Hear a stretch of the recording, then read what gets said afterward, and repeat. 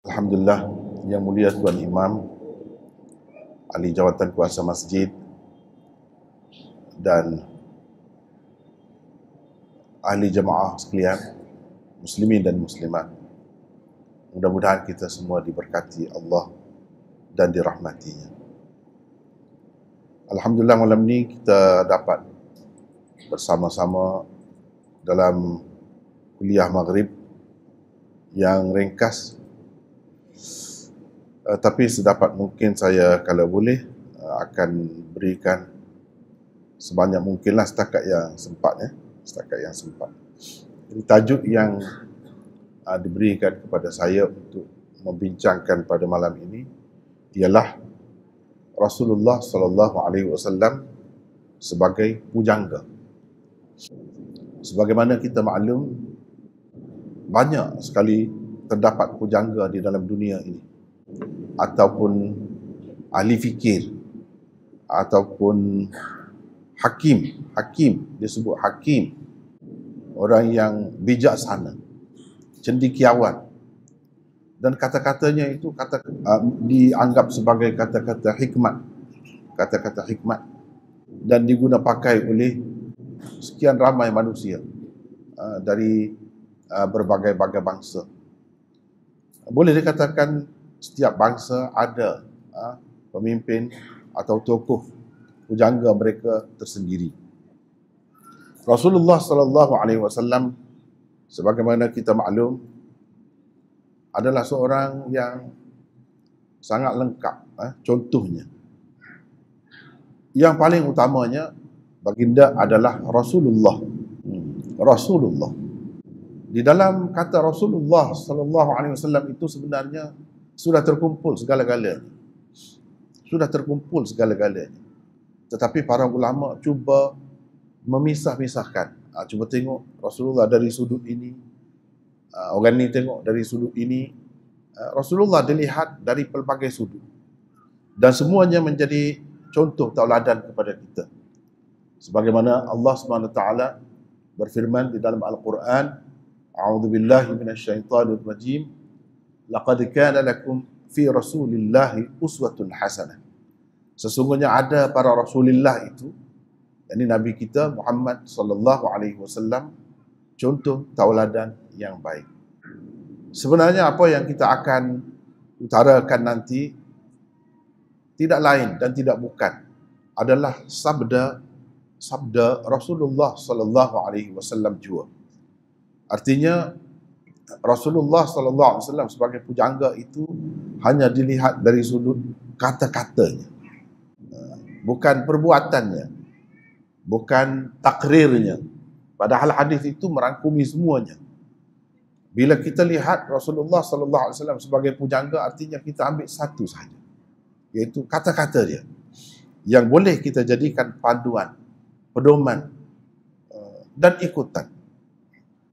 Sabda Rasulullah sallallahu alaihi wasallam atau ucapan baginda itu pula banyak, boleh dibahagikan kepada banyak bahagian pula. Rasanya khususnya di Masjid Alwi ini banyak dah belajar pun tentang hadis-hadis Rasulullah, sunnah-sunnah baginda. Misalnya, kita boleh sebutkan pembahagian dari segi doa Nabi itu lain. Satu bahagian, ucapan juga yang Nabi ucap juga, tapi dalam bentuk doa, dalam bentuk ta'awudzat, beberapa permohonan perlindungan kepada Allah.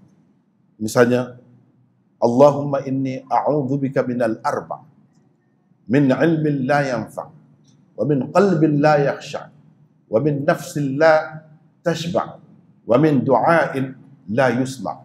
Contohnya, itu pun tidak kurang juga padatnya doa dia. Kalau kita nak kata sebagai kata-kata hikmat pun boleh juga, tapi ia dalam bentuk doa.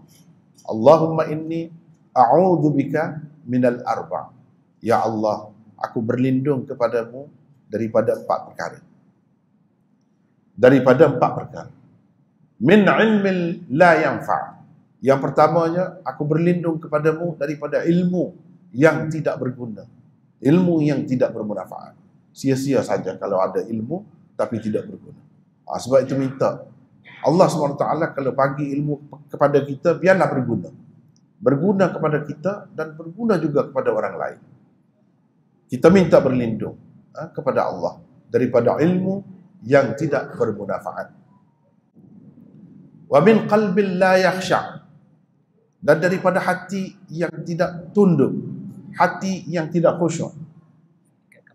Wa min qalbin la yakhsha, daripada hati yang tidak khusyuk.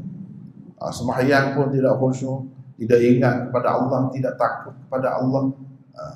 Minta dijauhkan kita daripada hati yang seperti itu. Wa min nafsin la tashba', wa min nafsin la tashba', dan daripada jiwa yang tidak kenyang, tak tahu kenyang. Ini satu penyakit juga.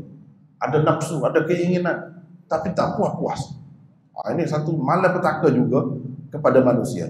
Nabi SAW mengajarkan kepada kita doa ini, yaitu supaya kita berlindung kepada Allah daripada nafs, jiwa ataupun perasaan yang tidak tahu kenyang. Wa min du'ain la yusma'. Jadi kata-kata dia tu padat, Pak. Semua jadi akhiri dengan ain. Diakhiri dengan ain. Kalau kita perhatikan itu sangat menarik. Ada, kalau dalam ilmu balaghahnya dipanggil, ada sajak, ada irama dia. Min ilmin la yanfa', ain di belakang.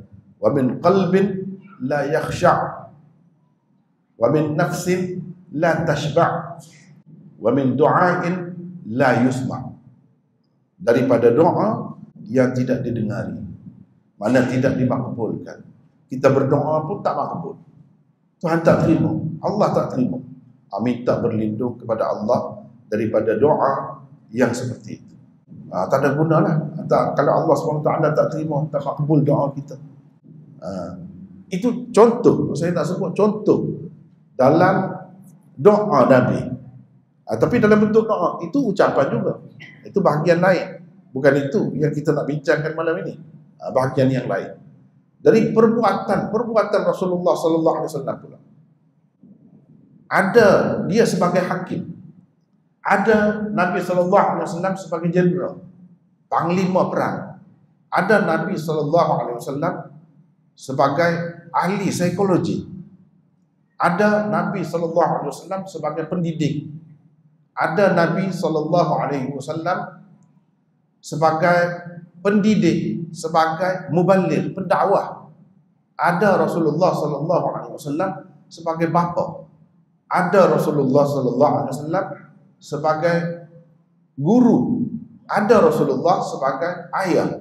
Ada Rasulullah sebagai suami.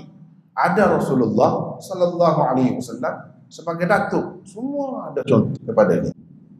Kemudian dalam sistem Islam ni, bila datang kemudian dia dalam bentuk lain, berubah dan diterima oleh masyarakat. Misalnya, kalau kita perhatikan di dalam hadis Rasulullah SAW, tengah-tengah jalan saja sambil-sambil dia bercakap. Bila ditanya, dia pun bagi keputusan. Padahal keputusan dia tu sebagai seorang hakim. Mana orang biasa, kalau kita ni tak boleh ikut dia tu. Kalau ikut pun tak jadi. Apa dia kata? Orang tu mengadu, dia tak benarkan air tu daripada parit tali air itu. Saya nak sekat dulu biar masuk dalam ladang saya. Dia nak terus pergi ke sana. Dia di belakang. Jadi orang dekat dia tak mau. Dia nak parit itu dibuka kepada dia yang jauh. Ladang dia yang jauh. Jadi Nabi SAW bagi arahan, bagi keputusan. Kamu buat, ambillah. Wahai sahabatku Zubair, walaupun dengan lalu di atas perut dia. Mana kamu boleh ambil air itu? Kamu ambil dahulu, setelah itu lepas kepada yang lain. Jangan ikut apa seperti yang dia nak. Ini Rasulullah sebagai hakim. Kalau kita orang biasa nak buat keputusan itu tak jadi. Dia kena hakim duduk dalam mahkamah dengan pakaian yang lengkap, duduk ada dengan peguam-peguamnya. Ketika itu dia buat keputusan. Kalau sekarang ni bila dia pakai jubah dia pakai wig dia dan sebagainya, baru jadi. Kalau tidak tak jadi. Apalagi kalau tengah jalan gitu. Maknanya hadis itu untuk memakainya, menggunanya perlu kepada seorang hakim yang sah, yang dilantik baru jadi. Bukan semua hadis itu boleh diikut oleh semua orang. Itu kita tak boleh buat begitu. Tak boleh buat. Sama juga Rasulullah sebagai pemerintah, penguasa. Sebagai penguasa, begitu juga. Begitu juga. Man taraka malan fali warathatihi wa man taraka dainan wa 'iyalan fa ilayya wa 'alayya. Misalnya. Bolehkah kita pakai begitu? Boleh. Tapi adakah menjadi kewajiban, tanggungjawab? Tidak. Yang menjadi tanggungjawab untuk buat itu siapa? Pemerintah, penguasa. Sesiapa yang meninggalkan harta, fali warathati, itu diperolehi pewaris-pewarisnya. Dan sesiapa yang meninggalkan hutang atau tanggungan, ada anak pinak, katakanlah dia mati, pergi berperang, mati syahid, siapa nak jaga anak isteri dia, keluarga dia? Fa ilayya wa alayya, terserah kepadaku dan akulah yang bertanggungjawab terhadapnya. Itu Rasulullah kata sebagai pemimpin itu, bukan sebagai orang biasa. Orang biasa siapa nak sanggup semua ni, orang berapa-apa yang mati, dia nak tanggung semua. Dan adakah menjadi tanggungjawabnya? Tidak. Tidak menjadi tanggungjawabnya. Jadi suatu perkara yang perlu kita lihat dalam hadis-hadis Rasulullah sallallahu alaihi wasallam ialah dia bercakap itu dia sebagai siapa. Ini kerja ulama-ulama hadis juga. Tengok Rasulullah bercakap ni sebagai apa. Misalnya kita tengok Rasulullah kata kalau nak tidur tu padam lampu dulu, pelita dulu. Kalau nak pakai kasut tu retak-retak dulu kasut tu. Itu sebagai apa? Ayah tu. Kalau orang lain, Perdana Menteri ke buat, sekarang ni Presiden ke buat, orang akan bantah, orang akan kata apa, bukan kerja kamu tu. Nak buat benda, banyak lagi kerja kamu. Tak buat, kamu buat yang tu lah. Orang akan kata begitu kan. Tapi Rasulullah tidak begitu. Semua dia masuk. Tapi kita ni, umat ni kena tahu, yang dia buat begitu tu sebagai siapa? Ayah tu. Sebagai ayah. Jadi sebagai ayah dia kena cerita benda-benda macam tu. Nak tidur tu, sebelum tidur tu, kebah-kebah dulu. Kain gebar tu, kain selimut tu. Jangan terus tidur. Mana tahu takut ada apa-apa dalam tu. Sama juga dalam kasut tu. Paling tidak kalau ada katak pun terkejut besar juga. Jadi itu benda-benda kecil macam tu pun dia masuk. Sebab di situ dia sebagai ayah. Sebagai ayah kena jaga benda-benda macam tu. Jadi banyaklah kalau kita nak tengok Rasulullah SAW dari sudut itu, dari sudut ini, banyak sekali baginda itu boleh kita jadikan sebagai contoh. Dan adalah silap kalau kita kata setiap yang Nabi SAW dah kata tu kita kena buat. Tidak semua. Yang dia sebut tu, kalau orang berniaga, kenalah yang berniaga. Kalau yang tidak berniaga, tak ada kena mengena dengan dia. Tanggungjawab suami terhadap isteri atau sebaliknya isteri terhadap suami, ya kalau dia berkahwin adalah. Kalau dia tak berkahwin, tak ada semua itu. Tak perlu pun kepada panduan itu. Itu benda yang kita kena tahu. Cumanya ialah dalam keluarga ni kalau kita tak jadi ayah pun, tentu kita anak kepada sesiapa kan. Bila kita anak kepada sesiapa, apa tanggungjawab kita terhadap ibu dan ayah kita, terhadap adik-beradik kita. Itulah yang kena tahu. Tak lepas juga daripada agama. Cuma secara khusus, secara terperinci, nak kena tahu benda ni riba ke tidak, haram ke tidak. Kalau tidak terlibat, tak perlu tahu. Tak perlu tahu. Begitu. Semua itu malam ni kita tidak nak cerita. Kita nak ambil satu bahagian saja. Satu bahagian saja daripada sabda Rasulullah SAW, yang mana kita tengok dalam dunia ni, bangsa mana-mana pun dia ada ahli-ahli fikir, ada pujangga dia.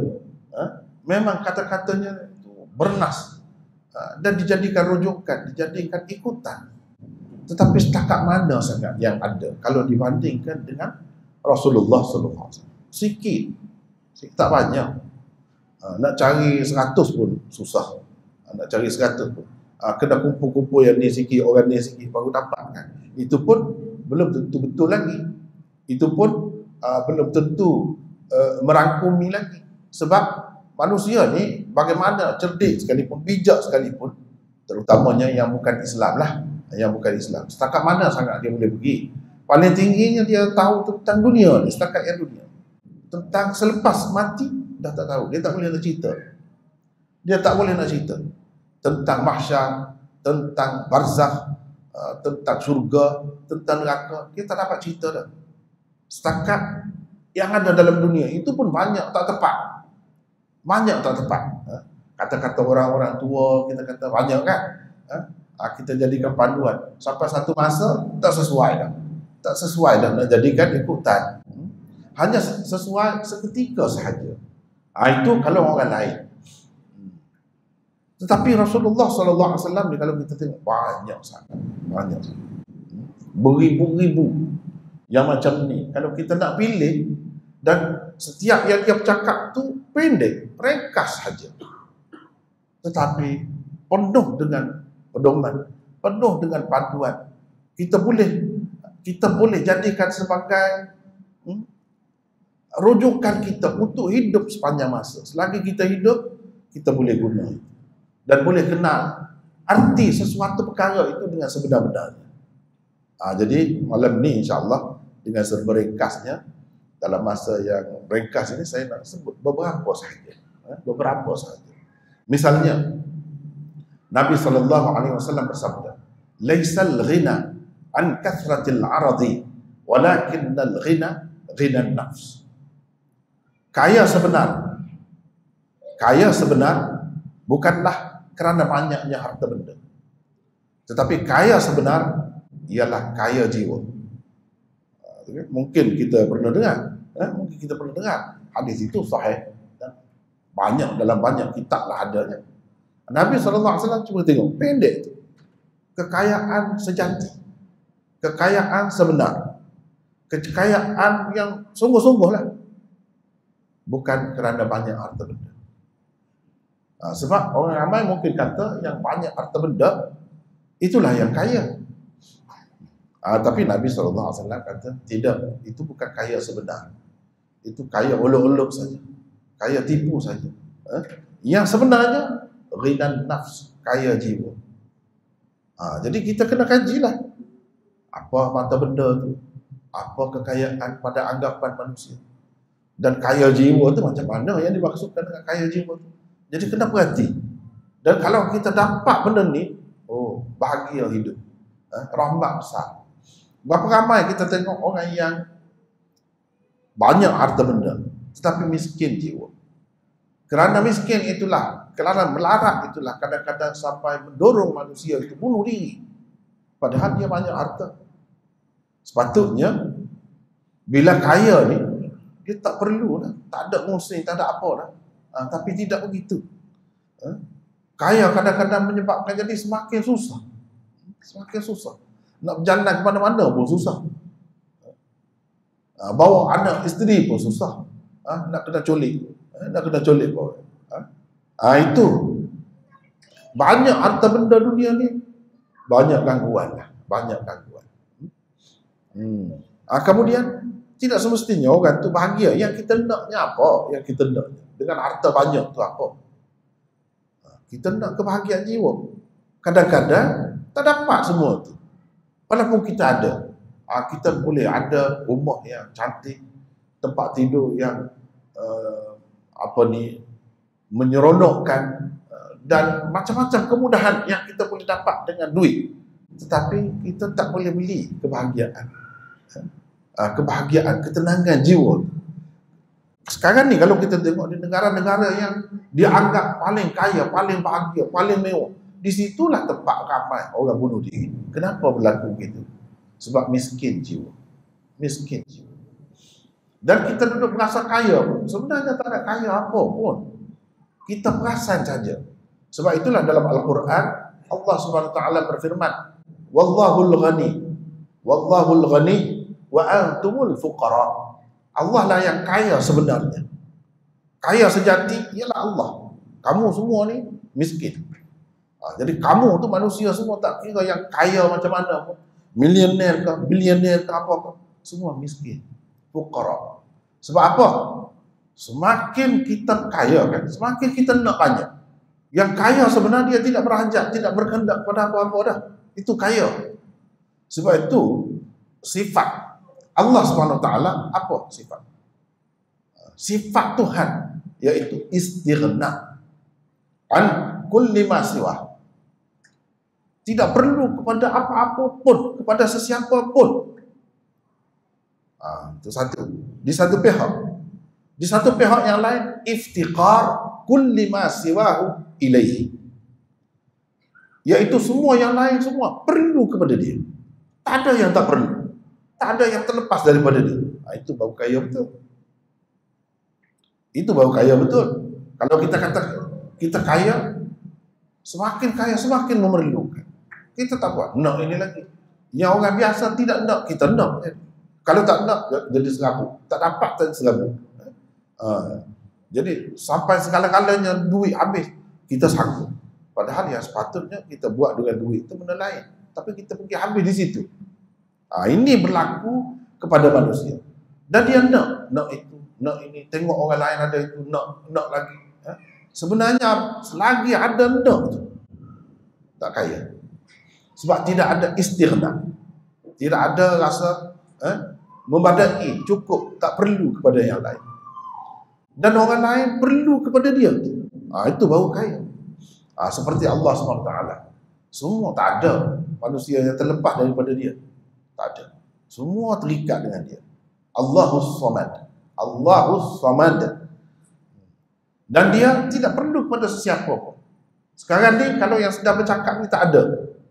Bolehkah Allah SWT meneruskan mentadbir alat? Oh, boleh saja. Tak ada siapa. Tak ada apa pun. Orang lain ramai lagi boleh ambil tempat itu. Dia tidak perlu kepada orang tu, kepada orang ni. Kita tengok presiden ke, Perdana Menteri ke, raja ke, siapa ke. Allah perlu kepada dia. Cuma dipilih dia. Itu saja. Sebagai ujian kepada masing-masing orang. Orang ni dipilih sebagai ini, orang ni dipilih sebagai ini. Untuk ujian. Bukan sebagai suatu yang istimewa sangat. Tidak sebenarnya. Jadi kaya sebenarnya ialah kaya jiwa. Bila kaya jiwa, itu baru tak perlu pada apa-apa. Sedikit pun cukup. Banyak pun alhamdulillah. Dia akan buat kepada benda-benda yang memang berguna. Memang berguna kepada dunia dia dan akhiratnya. Ini cuba kita tengok ni. Laisal ghina an kathratil aradi, walakinnal ghina ghinan nafs. Itu satu. Sebab saya nak ringkas-ringkaskan. Takut malam ni nak bincang yang ni saja kan, pula kan. Ini yang selalu kita dengar. Ucapan dia tu macam-macam bentuknya. Tidaklah semuanya berentang, bersajak, tidak. Umpamanya irtanim. Ini selalu kita dengar. Cuba kita perhati lagi. Cuba kita dalami, selami lagi maksudnya. Irtanim khamsan qabla khamsin. Syababaka qabla haramik. Wa sihhataka qabla saqamik. Wa ghina'aka qabla faqrik. Wa faraghaka qabla syughlik. Wa hayataka qabla mautik. Oh, kalau perhati ni kan, cukup dah tu sebagai panduan. Rebutlah 5 perkara sebelum 5 perkara. Itu selalu kita dengar. Lagu pun saya rasa ada macam tu kan. Sebab ini memang menarik. Kalau dijadikan pedoman betul, orang tu tak akan sia-sia hidup. Tak akan sia-sia hidup. Akan lepas di mahsyar besok kira-kiranya pun mudah. Tak ada lah kena tunggu lama dulu, kena seksa, kena macam-macam dulu, kena dera dulu. Tak ada semua tu, tak ada akan berlaku. 5 perkara sebelum 5 perkara. Zaman mudamu sebelum zaman tuamu. Masing-masing fikirlah. Masing-masing fikirlah. Tanyalah diri sendiri. Terutamanya yang sudah tua. Apa yang aku buat? Oh, kita akan menyesal banyak. Orang sudah tua ni macam mana dia hebat, dia lebih pun. Itu belum lagi akhirat tu. Kalau di akhirat tak ada siapa pun buat macam mana amalan pun yang rasa cukup. Dia akan merasa rugi. Kenapa aku tak buat semasa aku hidup dahulu gini-gini. Ini zaman mudamu sebelum zaman tua. Berapa banyak orang-orang yang Zaman tua tu hasil zaman muda dia lah. Kalau kita tidak isi dengan betul zaman muda tu, habislah. Itu cuba perhati. Masa sihatmu sebelum sakit. Sebab kita ni bukan sentiasa sihat. Bukan sampai bila-bila akan sihat. Terdedah bila-bila masa saja pada sakit. Macam-macam sakit. Bila kita sudah sakit, nak buat apa? Kalau kita katalah sebagai pelajar nak baca pun tak boleh. Kalau dah sakit mata pun cukup dah. Sakit gigi pun cukup dah. Sakit kepala sikit cukup dah. Tak boleh buat apa. Jadi kena rebut masa. Masa sihatmu sebelum masa sakit. Sakit macam-macam. Sihat sama.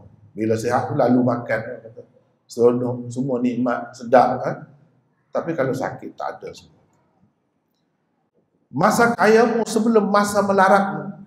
Masa kaya sebelum melarat. Jadi Allah SWT bagi kekayaan itu untuk kita fikir, untuk kita buat apa. Jangan, berapa ramai orang mula dia kaya, lepas tu miskin. Kita tak dapat buat apa. Tak dapat buat apa. Kalau katakanlah kita kaya lah. Kalau kita tak kaya, kaya nisbi dalam bentuk-bentuk lain. Mungkin kita kaya dalam bentuk lain. Kaya dari segi idea, kita seorang yang cerdik, kaya lah, kaya ilmu. Kita guna buat apa? Jangan sampai kita ketika kita tak dapat buat apa tu, kita menyesal. Masa kosongmu sebelum masa sibukmu. Manusia ni kalau dah sibuk tak boleh buat apa. Masa kosong kadang-kadang ada kita tak buat apa pun. Padahal kalau kita ni betul-betul bersemangat, betul-betul nak isi masa, macam-macam kita boleh buat dalam hidup. Macam-macam. Dan hidupmu sebelum mati. Hidupmu sebelum mati.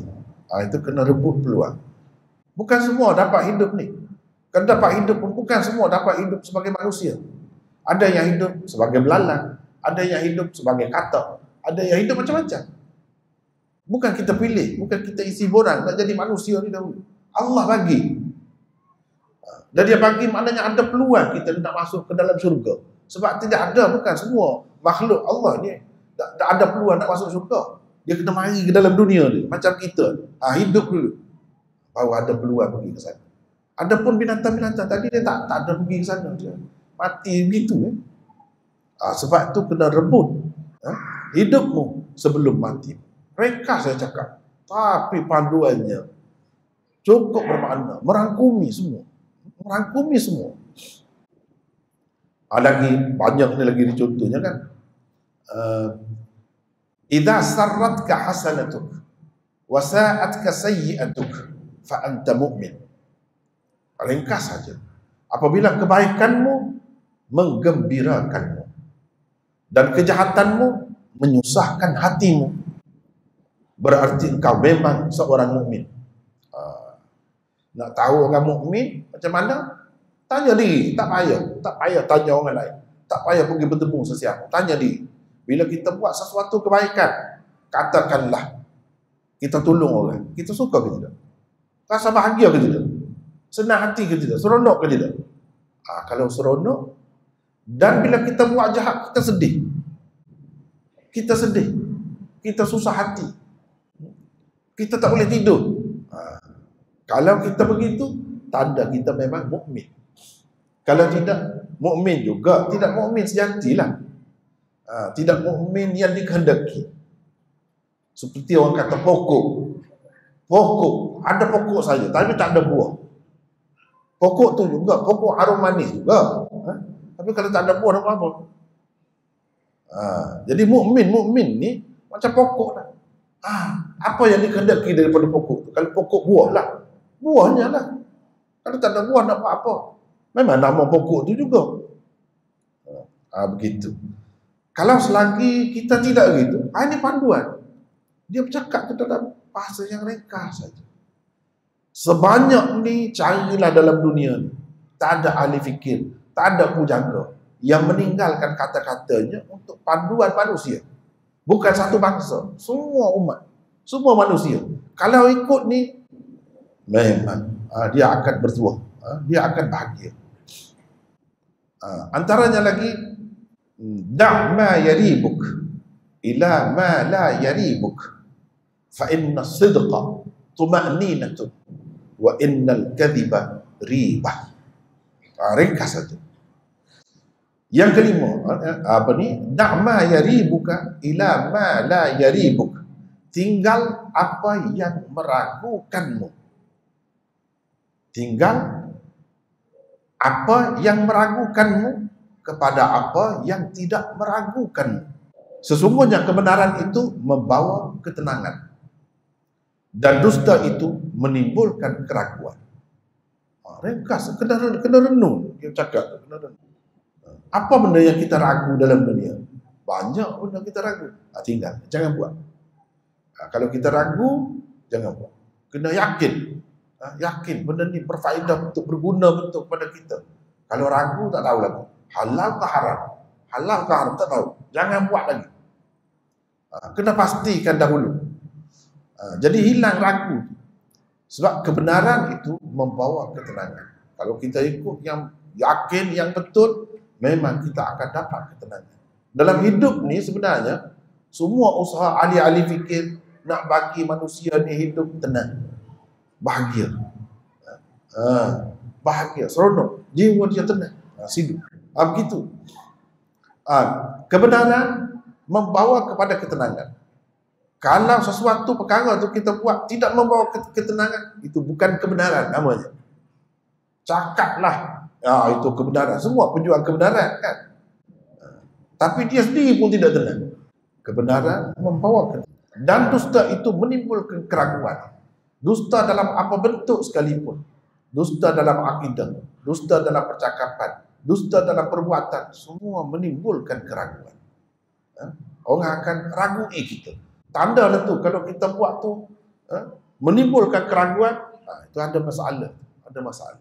Jangan dibuatlah benda macam tu. Jangan dibuatlah benda yang macam itu. Antaranya lagi, yang pendek-pendek saja. Idza nazara ahadukum ila man fuddila alaihi fil mal wal khuluq falyanzur ila man huwa asfala minhu. Falyanzur ila man huwa asfalu minhu. Apabila seseorang daripada kamu melihat orang yang lebih daripadanya, sama ada pada harta benda atau rupa paras atau sifatlah peribadi, dia hendaklah melihat kepada orang yang di bawah lagi daripadanya, yang kurang bernasib baik lagi daripadanya. Dia kena tengok. Kalau nak tenang dalam hidup ni, nak bahagia, kena begitu. Jangan tengok atas saja. Jangan tengok atas saja. Bagus tengok atas tu, nak naik tinggi tu bagus. Tapi kena tengok juga ke bawah. Kena tengok juga ke bawah. Seperti kita bawa kereta, memanglah kita nak pergi ke depan, tapi kena tengok juga belakang tu. Jangan tak tengok. Ini pun macam tu juga. Kalau tidak, kita akan timbul dalam jiwa kita macam-macam sifat-sifat keji, sifat-sifat buruk. Akan timbul dengki, akan timbul dendam. Dan itu semua tidak akan menenangkan kita. Kalau nak tenang, begini cara. Nabi SAW dah ajar dah kepada kita. Baik dalam harta benda, atau dalam rupa paras, ataupun lain-lain, kelebihan-kelebihan lain, sama. Kita kena tengok, ramai lagi di bawah kita. Ramai lagi. Berapa ramai kita tengok orang dalam dunia ni, daripada kecil sampai mati. Okay. Nak buat macam mana? Kita boleh pilih. Allah tidak letak kita di situ. Alhamdulillah, nasib baik. Betul dah tu. Kena tengok. Jangan tengok yang lebih lagi. Kena tengok juga, tapi jangan tengok yang tu saja. Kena tengok yang dia buat. Baru tidak kecewa. Kalau tidak, kita kecewa. Rasa gagal, rasa tak ada buat apa, begitu. Padahal buat banyak dah. Rasa tak buat apa lagi. Ini satu penyakit juga tu. Tak tenang juga. Jadi kalau nak tenang, kena tengok. Sama juga. Rupa parah. Orang ni cantik sangat. Ini kurang. Apa lagi yang kurang? Kena tengok. Ikut mana-mana pun mata aku boleh tengok dengan baik. Selera aku bagus. Tak ada apa masalah pun, makan sedap. Penciuman dan lain-lain pun sama. Kalau begitu, kan rahmat. Nikmat Allah sudah sangat banyak pada kita. Tak perlulah susah hati. Tengok berapa ramai lagi orang yang di bawah kita. Itu caranya. Dalam rupa paras ke, dalam kepandaian ke, kecerdikan ke, kita kena bersangka baik dengan Allah SWT. Jangan kita duduk fikir, kenapa aku tidak jadi sahabat misal? Kenapa aku tidak ditakdirkan jadi sahabat Nabi? Kalau jadi sahabat Nabi kan bagus. Mungkin kita fikir, yang bukan-bukan fikir. Tak perlu fikir begitu. Kita kena fikir, orang di zaman Nabi itu bukan semua jadi sahabat kan? Ada juga yang jadi macam Abu Jahal, Abu Lahab dan sebagainya. Kalau kita tu duduk di situ macam mana? Ingat senang ke nak jadi sahabat Nabi? Ingat senang. Bila saja ada panggilan berperang, kena pergi. Kena pergi. Tiap-tiap hari kadang-kadang tak balik ke rumah. Mati, balik dengan cerita mati, tak ada. Itu sahabat Nabi. Bukan senang. Jadi tak perlulah yang Allah SWT takdirkan kita di sini, di situ lah. Cukup bagus saja. Alhamdulillah. Kita tengok yang lain. Walaupun kita banyak tak puas hati lagi mungkin. Di negara kita banyak gitu gini lagi. Tengok negara lain yang kurang lagi. Dia kena begitu. Baru bahagia. Tapi jangan tengok situ saja. Tengok juga kita boleh baiki kan. Kita boleh ubah. Ubahlah setakat mana ubah. Tapi jangan kita ni kita nampak ke depan saja, atas saja, jangan gitu. Barulah kita boleh tolak ansur, boleh maafkan orang, boleh terima kenyataan. Nak buat kemajuan, nak buat apa-apa, dia ambil masa. Dia bukan boleh buat sekaligus, sekelip mata. Baik. Seterusnya, al-yadul ulya khairun minal yadis sufla. Itu biasa kita dengar. Hadis yang sangat popular. Tangan di atas lebih baik daripada tangan di bawah. Mereka saya cakap. Boleh sambung lagi. Alhamdulillah kita sambung lagi. Tadi yang saya sebut tadi hadis yang ringkas, yaitu al-yadul ulya khairun minal yadis sufla. Tangan di atas lebih baik dari tangan di bawah. Apa maksudnya? Apakah maksudnya kita tangan bawah tetap gitu? Tentu tidak begitu kan? Ini bukan orang biasa bercakap ni. Seorang pujangga bercakap. Seorang Rasulullah, Nabi bercakap.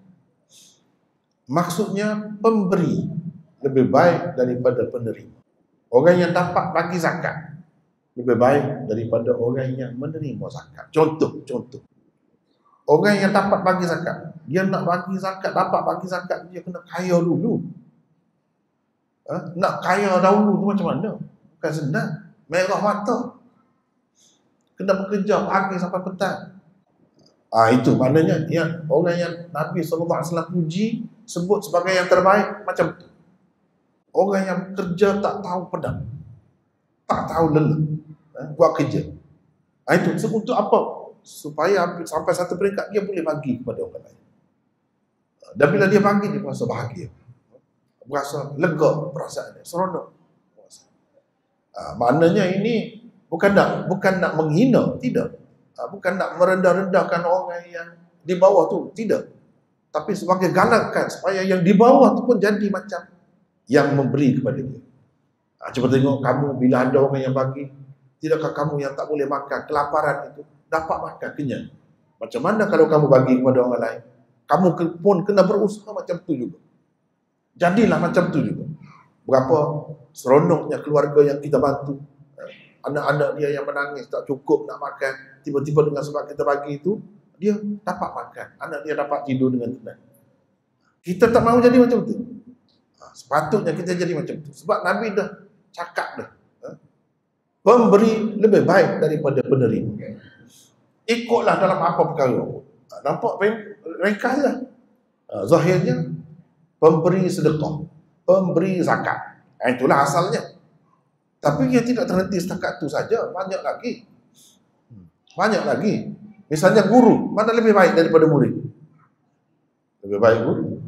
Sebab guru yang memberi. Murid yang menerima. Murid itu tangan di bawah. Walaupun murid kemudiannya akan jadi guru juga tak kira lah. Tapi ada kalanya tak jadi guru sampai ke akhir. Hanya jadi murid saja. ini satu motivasi yang sangat besar maknanya. Iaitu jangan kita merasa puas hati dengan menerima saja apa benda. Kita kena jadi umat yang boleh menyumbang, bukan menumpang saja.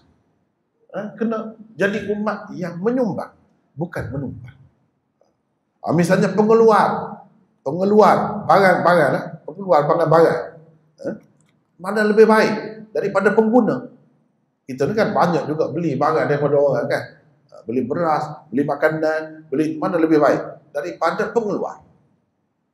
Pengeluar yang menyediakan. Walaupun kita bagi duit, kita tak dapat tu. Tapi kita tidak pengeluar. Mana lebih baik? Lebih baik pengeluar. Dia akan dapat untung lebih banyak. Dia lebih beruntung. Maknanya ini satu galakan kepada kita untuk naik ke atas. Tidak hanya berpuas hati dengan tangga bawah saja. Tidak. Pemimpin dengan rakyat, mana lebih baik? Siapa di atas? Pemimpin. Rakyat di bawah. Sama. Hadis ini juga. Pemimpin, maknanya kita dapat buat kesimpulan. Pemimpin lebih baik daripada rakyat. Sebab apa? Rakyat nanti terima keputusannya. Keputusan dia baik, buruk pun terletak pada dia. Terkadang negara pun sebab dia lah. Negara jadi masyhur, dikenali. Negara jadi maju, jadi hebat. Dia lah. Itu pemimpin. Dia di atas, kita di bawah. Banyak lagi lain-lain. Cuma perhatilah, ada di atas, ada di bawah kan. Kalau kita jadi bos, jadi anak buah, mana lebih baik? Baik jadi bos. Jadi kita kena fikir ke arah tu, kena pergi ke situ. Jangan berpada dengan tahap yang sama. Jangan begitu. Jangan mudah berasa puas hati. Jangan. Kena sedar bahawa ini, kalau kita dapat menyumbang, itu lebih baik daripada menumpang, daripada menerima. Ringkas saja, tapi luas, boleh pergi dalam semua bidang. Boleh bagi dalam semua bidang, semua perkara. Ayah dengan anak, mana lebih baik? Sebab ayah yang bagi. Ayah lebih baik. Mudahnya kira-kira. Yang lain-lain pun sama, begitulah. Kemudian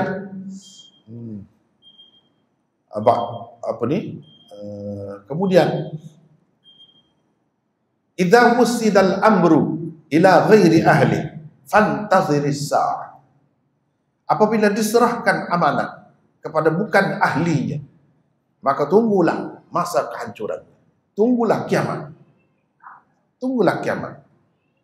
Kiamat itu macam mana boleh berlaku apabila orang-orang yang tidak layak, penuh dunia ini dengan orang-orang yang tidak layak, akan berlakulah kiamat yang besar. Kiamat yang besar. Dan kiamat tidak akan berlaku selagi ada orang yang berkata Allah, Allah. Ini orang yang bernilai ni dalam kehidupan, dengan sebab dia tak berlaku kiamat seorang pun. Mana kiamat ni berlaku dalam hadis-hadis disebutkan bila tidak ada seorang pun orang Islam. Ini semua hampas. Dia akan berlaku lah bila tak ada orang-orang yang ahli. Begitu juga dalam semua perkara. Dalam semua perkara. Kalau kita serahkan urusan kepada orang yang tidak ahli, tidak layak, maka dia akan membawa kepada kehancuran. Jadi ini satu panduan ni kepada pemimpin, kepada negara, kepada keluarga, kepada siapa saja, mana-mana saja pun. Dia kena perhati betul-betul ni nak bagi jawatan kepada orang. Kalau tidak menyebabkan jadi huru-hara, menyebabkan jadi tak betul lah. Sebab itu Nabi SAW dah menggambarkan salah satu fenomena akhir zaman, iaitu apabila orang yang tidak berilmu bagi pendapat, fa'aftau bighairi ilmin fadallu wa adallu, dalam hadis itu disebut. Mereka memberi fatwa tanpa ilmu, lalu mereka sendiri jadi sesat dan menyesatkan orang lain. Kalau kita perhati di sini, saya pun dulu tak nampak juga, kalau orang dulu lagi, sahabat-sahabat lagi lah. Kalau kita sekarang ni, tapi kita boleh tengok sekarang ni ramai. Kenapa Nabi sebut fa'aftau? Mereka memberi fatwa. Artinya mufti-mufti lah tu. Yang paling tepatnya, perkataan itu dengan mufti. Berapa ramai mufti yang dilantik, tapi tidak ada kelayakan. Akibatnya, fa'aftau bighairi ilmin. Mereka mengeluarkan fatwa tanpa ilmu. Fadallu, akibatnya jadi sesat. Dia sendiri sesat dan orang lain pun sesat. Kadang-kadang tu macam tu berlaku. Kita pun lemah juga. Kita pun heran juga. Begitu juga kalau pemimpin, kalau pemerintah tak kira lah peringkat mana, sehingga sultan dan raja sekalipun, kalau tidak ahli nanti tengok hancur, rosak. Sekurang-kurangnya dalam bidang tu akan musnah, akan jadi rosak. Agama akan jadi rosak. Kalau mufti, kalau bina ekonomi lah akan berosok. Kalau orang yang tidak ahli, dia kena bagi kepada ahli. Dengan sebab itu kita rakyat ni kena pandai juga nak pilih, kena pandai juga. Kalau tidak, kita menempah kebinasaan untuk diri kita sendiri. Kita menempah kehancuran untuk diri kita sendiri. Nabi dah cerita dah ni. Dalam semua perkara ni, kalau bukan ahli, kalau bukan komen, kita kata, kita nak bagi dia baiki kereta, makin rosak. Macam tikus nak baiki labu lah orang kata kan. Jadi macam tu. Sebab tu kena bagi kepada ahli. Apa-apa perkara, baru dia jadi elok, baru dia jadi cantik. Kemudian kalau kita nak tengok lagi, An-nas ma'adin kama'adin al-dhahab wal-fiddah, khiyaruhum fil jahiliyah, khiyaruhum fil Islam idza faqihu. Ini antaranya bagaimana Nabi SAW menceritakan tentang hakikat manusia ni. Kejadian manusia ni walaupun nampak zahir sama kan? Sama, muka sama, mata sama, hidung sama, mulut sama. Tapi dari segi nilainya tak sama. Manusia itu bagaikan bahan-bahan galian, Nabi kata. Dia buat perbandingan. Seperti emas dan perak. Yang terbaik di kalangan mereka semasa jahiliyah, itulah yang terbaik di kalangan mereka semasa Islam apabila mereka mengerti. Apabila mereka mengerti. Jadi manusia ni, Nabi buat perbandingan seperti bahan galian. Ada yang tak berguna, tak ada harga. Tak ada harga. Ada yang mahal macam emas, macam permata yang berharga, begitu mahal, sebiji pun berapa dah. Jadi manusia ni pun begitu. Semasa dia dahulu, orang-orang kafir yang bukan Islam, yang memeluk agama Islam tu macam-macam. Ada latar belakangnya yang sebelum Islam tu mereka ketua, mereka ahli fikir, mereka hebat. Bila dia masuk Islam, dia hebat situ lah, sebab dia tu jenis emas. Bukan jenis besi biasa begitu, tidak. Dia jenis emas. Sebab itu kalau kita tengok Sayyidina Abu Bakar, Sayyidina Umar, semasa jahiliyah memang pemimpin tu. Bila dia masuk Islam pun, dia bertukar sajalah. Daripada untuk memajukan kekufuran kepada memajukan Islam. Tapi bakat yang dia ada pada manusia itu pergi ke mana pun dia akan bawa bersama. Cuma kalau dia duduk di atas landasan yang benar, akan banyaklah faedahnya. Kalau dia berada di atas landasan yang salah, banyaklah kerugiannya. Itu saja. Tetapi ini nak cerita tentang bakat manusia. Bakat itu tidak sama. Ada orang yang dilahirkan macam emas, ada orang yang dilahirkan macam perak, dan macam-macam lagi. Dia tidak sama. Walaupun zahirnya nampak sama-sama bahan galian, tetapi hakikat nilainya tak sama. Dan ini telah ditakdirkan oleh Allah Subhanahu Wa Taala. Kalau kita tak dapat itu, jangan susah hati. Mungkin itulah yang lebih baik bagi kita. Kita tak tahu. Jadi kena duduk situ. Baru tak ada dengki, tak ada susah hati, tak ada orang kata macam-macam lah. Cemburu dan sebagainya, tak ada. Dia kena duduk di situ. Satu lagi saya rasa satu lagi. Ini pun rasanya kita dah dengar, tapi mungkin ramai juga yang tak dengar lagi kan. Ini pun satu panduan yang sangat berguna dalam kehidupan ini.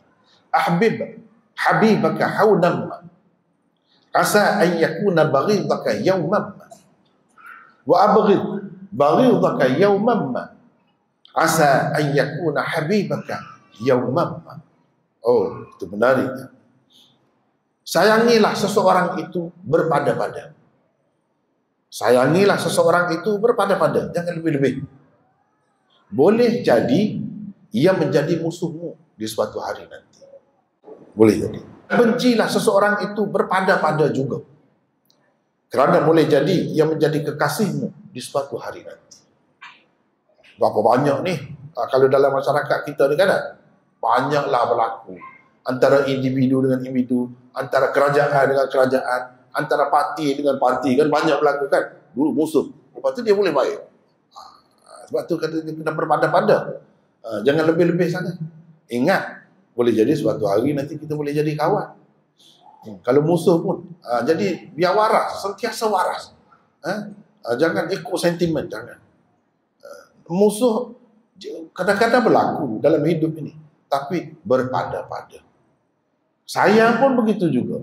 Jangan lebih-lebih. Kalau lebih-lebih sangat, dia boleh jadi macam-macam.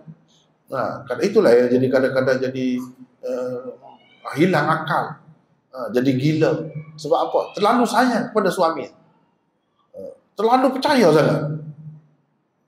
Lepas tu bila suami buat sesuatu, terkejut. Boleh jadi. Sebab tu kata jangan berpada-pada apa-apa pun. Ini dunia. Dunia ni sekadar itu saja. Jangan lebih-lebih sangat. Ya, betul. Kena sayang. Nabi pun ajar suruh sayang. Sayang kepada anak. Jangan sampai bingung kita tak boleh nak buat apa dah. Dengan sebab mati anak. Ikut mana-mana pun kena mati. Tak tahu. Ayah dulu kena mati anak tu tak tahu. Berpada-pada. Jangan lebih-lebih. Kalau lebih akan memudaratkan kita. Itu keadaan dunia. Itu perihal dunia. Jangan lebih-lebih. Sebab kita tak tahu. Dia boleh bertukar tu keadaan. Kita pun heran. Macam mana suatu ketika kita tak mahu sangat pada dia. Tapi suatu hari kemudian, dia jadi berubah. Itu manusia. Sebab tu kata jangan berlebih-lebih, berpada-padalah. Ingat kepada Allah SWT. Mintalah Allah jaga kita. Supaya kita sentiasa berada dalam kebaikan. Ikut mana-mana pun. Jadi saya rasa masa kita terhad, mungkin cukup dah tu. Sekadar tu pun banyak dah tu. Kalau nak sebut lagi, memang beribu-ribu lah. Inilah kalau nak kata tokoh nombor satu dalam sebagai pujangga Rasulullah SAW. Cuba tengok. Itu sifat kata-kata dia tadi kan. Pujangga dia bercakap macam tu. Dia bukan perbuatan, bukan takrir, pengesahan daripada Nabi, tapi ucapan. Tapi ucapan dia tu padat, mengandungi banyak pengajaran. Kalau kita ikut betul-betul, kita akan bahagia. Kita akan selamat dalam dunia dan akhirat. Jadi sekadar itulah saya rasa sebab kita masa terhad. Aqulu qawli hadha wa astaghfirullahal azim li wa lakum. Assalamualaikum warahmatullahi wabarakatuh.